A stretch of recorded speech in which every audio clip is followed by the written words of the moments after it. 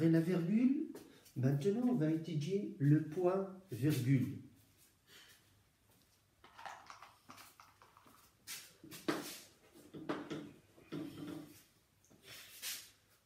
Pourquoi on utilise le point virgule dans une phrase?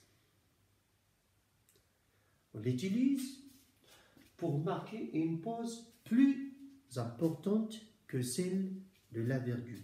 La pause qu'on fait après le point virgule est plus importante que celle de la virgule. C'est grâce à notre intonation, grâce à notre voix. On manipule la voix. Quand est-ce qu'on l'utilise? Lorsque la deuxième phrase, ou bien la deuxième proposition, débute par un adverbe. Nous avons deux phrases. La deuxième commence par un adverbe. Avant l'adverbe, on va mettre le point virgule. Lorsque la deuxième proposition débute par un adverbe, exemple, le touriste s'est trompé du chemin. Heureusement, un villageois passait par là. Le touriste s'est trompé du chemin. L'intonation reste montante. On s'arrête. On fait une pause plus importante. Heureusement. La deuxième proposition commence par heureusement. Le touriste s'est trompé du chemin. Heureusement, un villageois passait par là.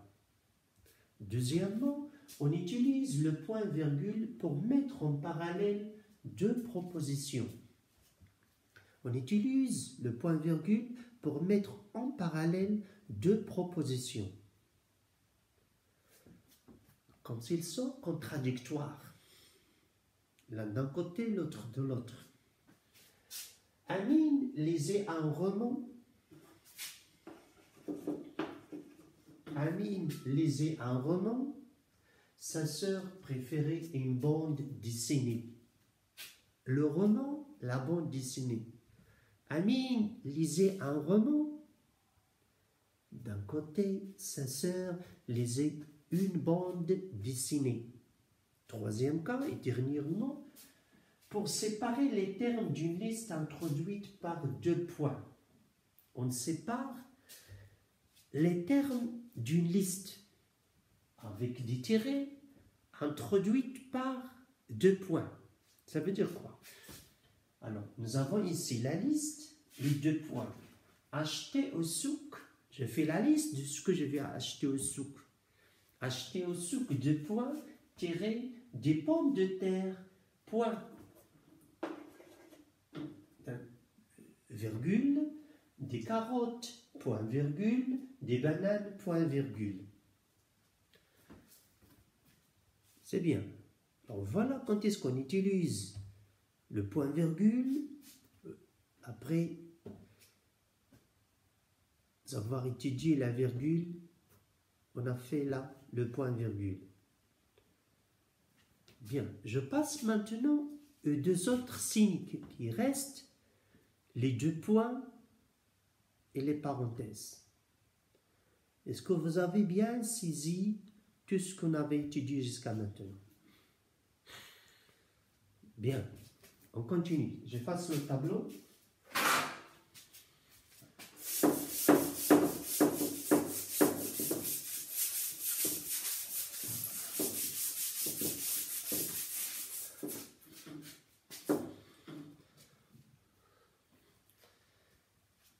Les deux points.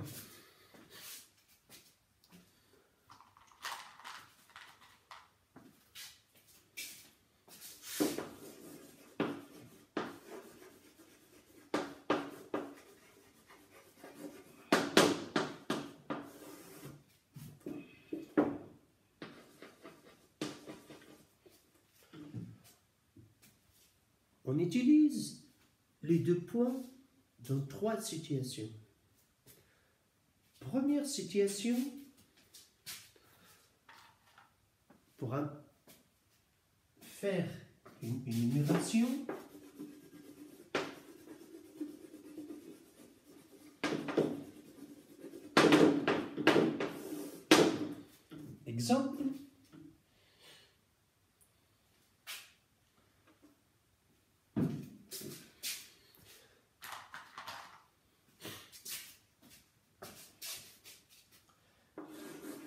les élèves qui participeront à la compétition sont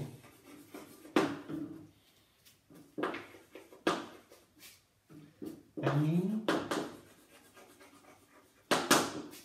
Ali et Mounir. L'énumération, la liste, Amine, Ali et Mounir. Deuxièmement, on utilise les deux points pour introduire une parole. Introduire une parole. Ça veut dire dans le discours direct. Exemple, il dit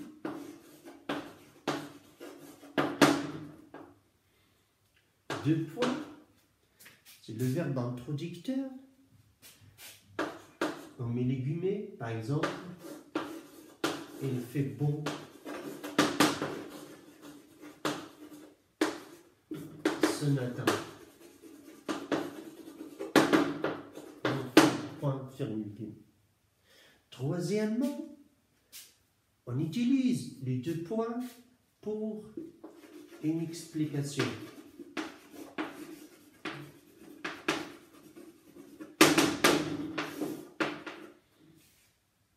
Pour expliquer une cause, ou bien pour expliquer un fait.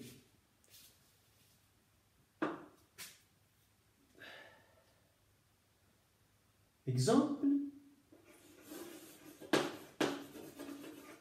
je suis absent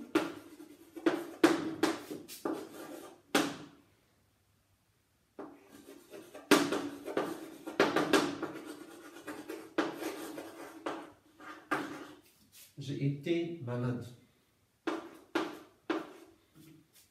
Je suis absent, j'ai été malade. Alors voilà pourquoi on utilise les deux points pour l'énumération, pour introduire une parole, pour expliquer un fait. Point virgule, la virgule, les deux points. Maintenant les parenthèses. Les parenthèses s'utilisent pour introduire une explication dans une phrase, pour inclure un commentaire dans une phrase, tout simplement. Je vais ajouter quelque chose dans la phrase, je le mets entre parenthèses. Est-ce que c'est clair? Si je récapitule toute notre leçon, la phrase est riche de plusieurs signes de ponctuation.